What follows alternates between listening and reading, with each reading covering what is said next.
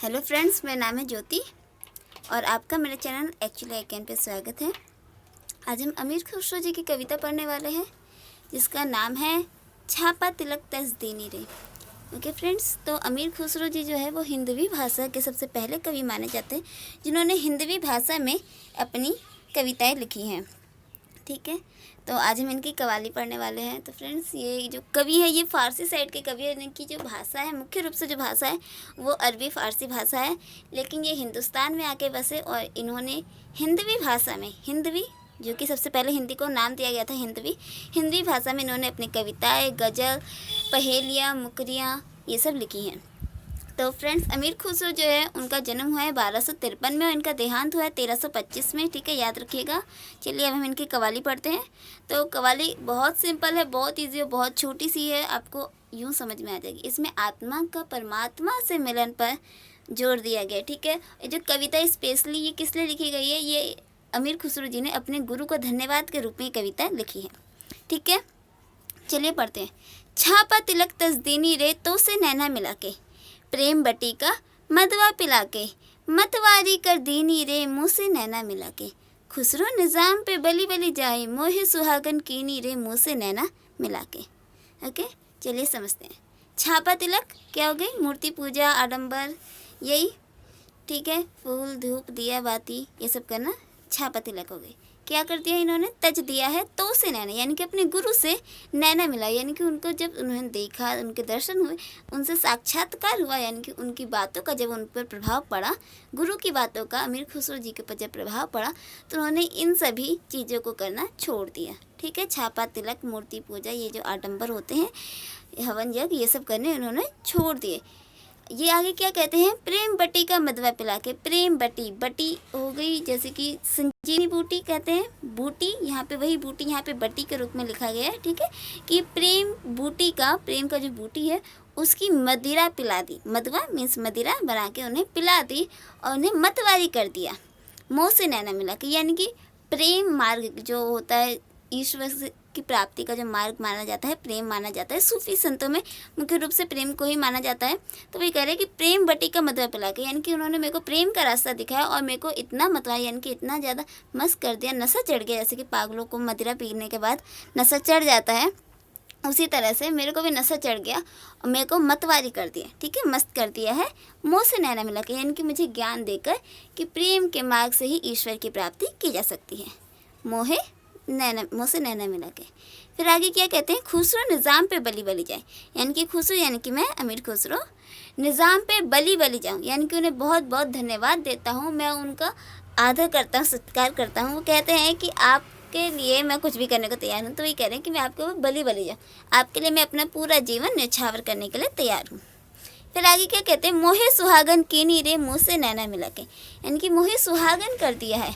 क्योंकि सूफी संतों में क्या होता है कि सूफी संत अपने आप को प्रियतमा और ईश्वर परमात्मा को क्या मानते हैं? प्रियतम मानते हैं। ठीक है, तो वही जैसे कि जब प्रियतमा अपने प्रियतम से मिल जाएगी तो जाहिर सी बात है वो सुहागन हो जाएगी।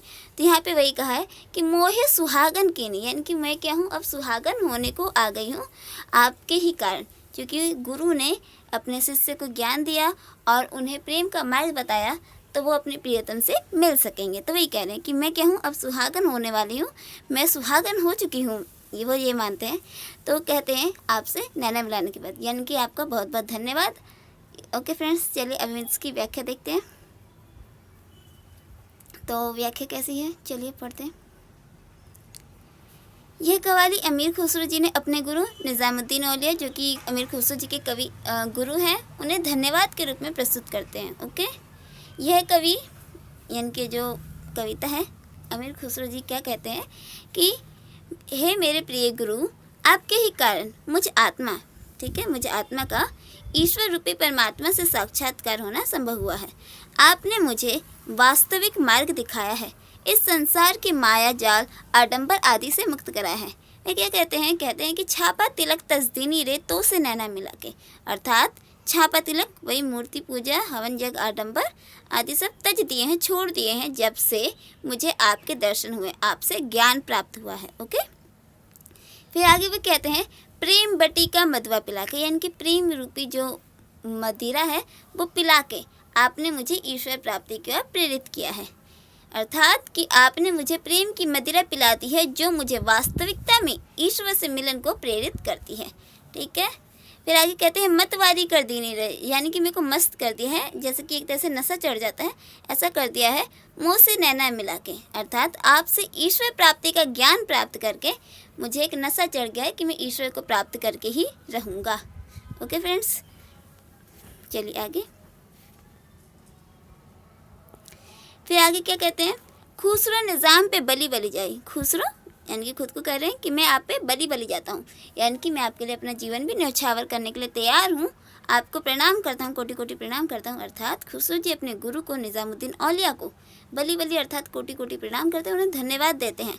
और आगे क्या कहते हैं, मोहे सुहागन कीनी रे मुँह से नैना मिला के, यानी कि मोहे सुहागन कीनी अर्थात समझ गए होंगे मेरे गुरु निज़ामुद्दीन औलिया, ठीक है, आपने मुझ आत्मा यानी कि जो कि मैं आत्मा हूँ, यानी कि वह एक प्रियतमा भी है, तो उसे अपने परमात्मा यानी कि उसके प्रियतमा को उसके प्रियतम से मिलाने के जो मार्ग दिखाया है, उसके कारण आपने मुझे सुहागर बनाने का मार्ग दिखाया है।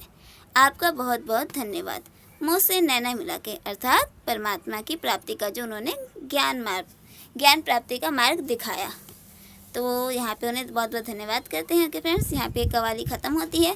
कवाली का अर्थ आशा करते हैं आपको समझ में आया होगा, बहुत इजी है, आपको यूँ समझ में आ गई होगी, आशा कर सकती हूँ मैं बस, क्योंकि अगर आप मेहनत करेंगे तो आपको अच्छे से समझ में आ ही जाएगी। तो फ्रेंड्स, जो अमीर खुसरो है, एक इनकी स्पेशल बात है कि इन्हें